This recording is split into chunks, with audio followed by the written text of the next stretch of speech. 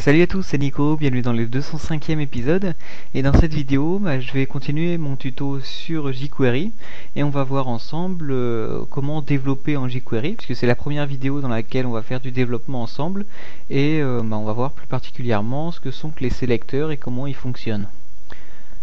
Alors pour faire ça, j'ai déjà créé un fichier HTML tout simple. Donc il n'y a pas grand chose pour l'instant dedans, il y a simplement la structure HTML, head, title, body. Donc si vous vous souvenez bien, dans la dernière vidéo, je vous ai présenté rapidement ce que c'était que le DOM, Document Object Model. Et bien en gros, si on fait la bonne indentation de notre code, on va retrouver ici la hiérarchie, l'arborescence dont je vous parlais la dernière fois.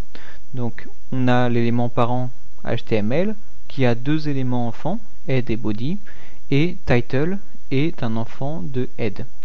Donc si on organise bien notre code, si on fait à chaque fois les bonnes indentations, on va pouvoir facilement se repérer dans cette structure. Alors pour l'instant, si je sauvegarde, donc cette page est déjà sauvegardée, si je l'affiche dans mon navigateur, hop, ici, donc ça affiche uniquement le titre, puisque c'est la seule balise que j'ai renseignée.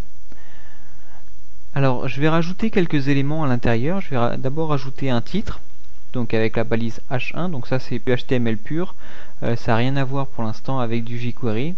Donc je vais indiquer mon titre ici. Après ce titre là, je vais mettre un petit paragraphe, donc bla bla bla, qu'on va répéter plusieurs fois. Voilà, je vais fermer mon paragraphe. En dessous, donc je vais rajouter une liste, donc avec UL, et cette liste là, elle a plusieurs éléments de liste, donc avec LI, élément 1, élément 2, 3, 4, 5. Donc là aussi on va voir que les LI sont bien des éléments enfants de cet élément UL. Donc si je sauvegarde pour l'instant, voilà, ça m'affiche. Donc le titre, le paragraphe et les 5 éléments, c'est bien ce qu'on voulait. Alors maintenant, je vais rajouter jQuery dans ma page. Alors je vous avais montré dans la première vidéo le petit bout de code à rajouter pour bien insérer la librairie dans notre page. Et bien je vais reprendre ce bout de code, donc je vais simplement le copier. Voilà. Hop, et je vais le coller dans la balise head de ma page. Voilà. Donc là on remarque que j'ai un petit saut de ligne qui ne devrait pas être là. Je vais le supprimer. Et voilà. Je sauvegarde. Et si je rafraîchis ma page, la librairie jQuery maintenant est chargée. Donc je vais rien voir puisque c'est transparent, ça n'affiche rien. Mais je vais commencer, si je développe un script, je vais commencer à pouvoir utiliser jQuery. Alors c'est ce que je vais faire tout de suite.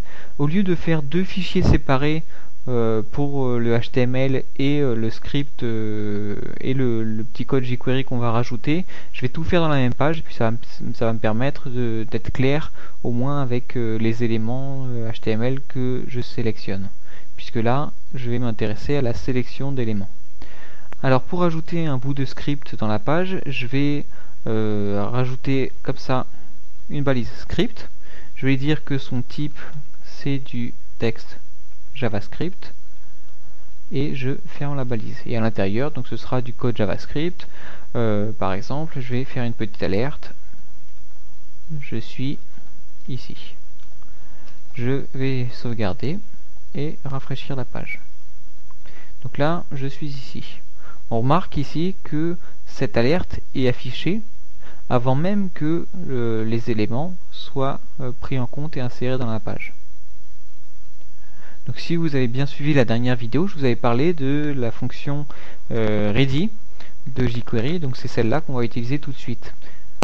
Je vous avais même montré un petit bout de code qui faisait exactement ça, donc $document.ready. À l'intérieur de ready, j'ai une fonction anonyme que je referme ensuite. Et dans cette fonction anonyme, eh bien j'avais une alerte qui me disait que la page était chargée. Donc je sauvegarde, là je remarque bien que j'ai deux alertes, une qui dit je suis ici et l'autre qui dit la page est chargée. Et si je rafraîchis la page, donc j'ai une première alerte qui est affichée je suis ici alors que les éléments ne sont pas encore affichés. Et j'ai ma seconde alerte, la page est chargée, qui s'affiche uniquement lorsque les éléments sont complètement chargés, la page est complètement chargée et la librairie jQuery est chargée. Donc c'est à ça que sert précisément $document.ready. Donc là on vient de voir dans les faits techniquement comment est-ce que ça fonctionnait et quelle est la différence entre simplement mettre son code ici et mettre son code à l'intérieur du document.ready. Donc si on met des sélecteurs jQuery à cet endroit-là, ça va pas marcher puisque les éléments n'existent pas encore. Alors que si on met nos sélecteurs à l'intérieur de cette fonction-là, eh bien ça devrait marcher puisque les éléments existent réellement dans la page. Alors je vais vous montrer les sélecteurs standards. Donc d'abord on a les sélecteurs de tags. Alors je vous avais montré qu'on pouvait faire jQuery entre parenthèses et le sélecteur, ou bien la version raccourcie simplement avec $. Je vais toujours utiliser $. Alors pour sélectionner des tags dans la page, il suffira de mettre entre guillemets la balise correspondante. Par exemple, si je veux sélectionner le titre, eh bien je vais faire entre guillemets H1. Donc là j'ai sélectionné le titre, ou plutôt tous les titres H1 de ma page, et sur lesquels je vais par exemple effectuer une modification en CSS. Je vais leur attribuer la couleur bleue. C'est l'exemple qu'on avait vu dans la dernière vidéo. Je vais sauvegarder et rafraîchir ma page. Et là on voit que le titre a bien une couleur bleue et cette modification elle a bien été faite avec jQuery, donc en JavaScript. Donc bien sûr là j'ai utilisé le sélecteur H1 pour sélectionner une balise H1, mes éléments qui possèdent la balise H1, mais je peux sélectionner par exemple avec LI tous les éléments de ma liste et attribuer une couleur bleue à tous les éléments de ma liste. Donc voilà pour le sélecteur par tag ou par balise. Ensuite on peut sélectionner comme ça par classe. Alors vous savez que les éléments de la page peuvent avoir une classe. Donc, simplement on va définir par exemple que l'élément 2 il a une classe rouge, donc classe rouge comme ça, et on va également attribuer une classe rouge au paragraphe. Donc ça c'est du HTML pur. Et ce que je vais faire ici dans ma modification jQuery, c'est que je vais sélectionner les éléments qui possèdent la classe rouge et je vais leur attribuer une couleur rouge. Donc pour sélectionner les éléments qui possèdent une classe, eh bien je vais utiliser le symbole point. Donc point rouge devrait me sélectionner tous les éléments de la page qui possèdent la classe rouge. Donc je sauvegarde et je vais tester. Et on voit bien ici que j'ai mon paragraphe qui est devenu rouge et le second élément de la liste qui est devenu rouge lui aussi. Alors ça c'est pour les classes. Ce qu'on peut faire également c'est jouer sur les ID. Alors la différence entre la classe et l'ID, donc ça aussi c'est du HTML pur, c'est que l'ID normalement on n'en a qu'un seul dans la page, on n'a qu'un seul élément qui possède tel ID dans la page. Alors ici par exemple si je donne ID vert à cet élément, à l'élément 4 de ma liste, ensuite je peux sélectionner cet élément, donc là forcément il n'y aura qu'un seul résultat sélectionné. Donc j'utilise ici le symbole dièse. Dièse vert devrait me sélectionner uniquement cet élément-là. Donc ici je vais lui attribuer une couleur verte. Je sauvegarde et si je teste, on voit bien que mon élément 4 a une couleur verte. Donc là on vient de voir la sélection par tag ou par balise, par classe et par ID. Donc je vous ai parlé du DOM.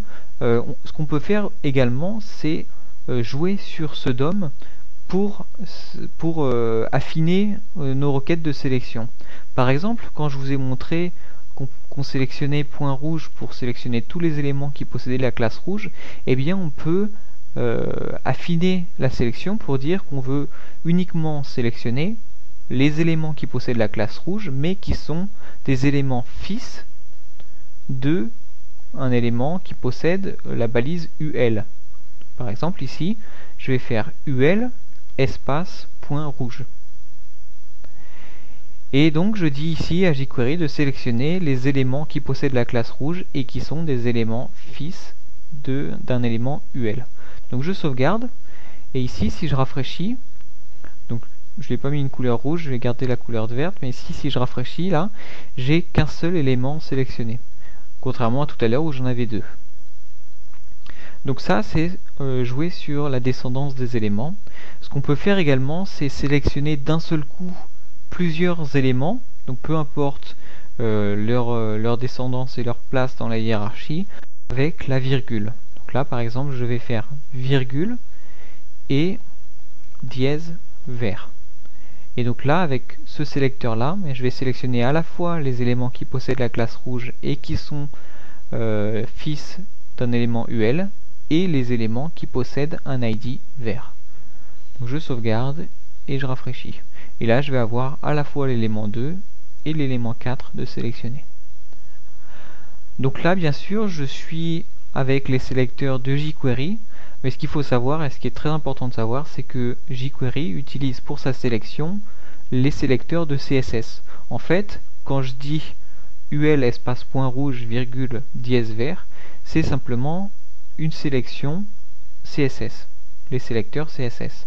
Donc si vous voulez savoir plus en détail comment est-ce qu'on fait des bonnes sélections en jQuery, bien tournez-vous plutôt vers des documentations CSS, vers des cours CSS, et vous apprendrez beaucoup plus rapidement, vous trouverez l'information beaucoup plus rapidement. Alors voilà pour les sélecteurs jQuery. Ensuite, ce qu'on peut faire, au lieu d'attribuer une modification CSS, on peut faire des animations, on peut faire jouer sur les propriétés, modifier le contenu, etc. Donc ça, c'est ce qu'on verra plus tard dans les prochaines vidéos. Donc j'espère que ça a été assez clair dans vos esprits. Si vous avez des questions, des commentaires ou des remarques, n'hésitez pas à mettre tout ça sous la vidéo. Et puis moi je vous dis à bientôt pour un nouvel épisode des tutos jQuery. Allez, salut!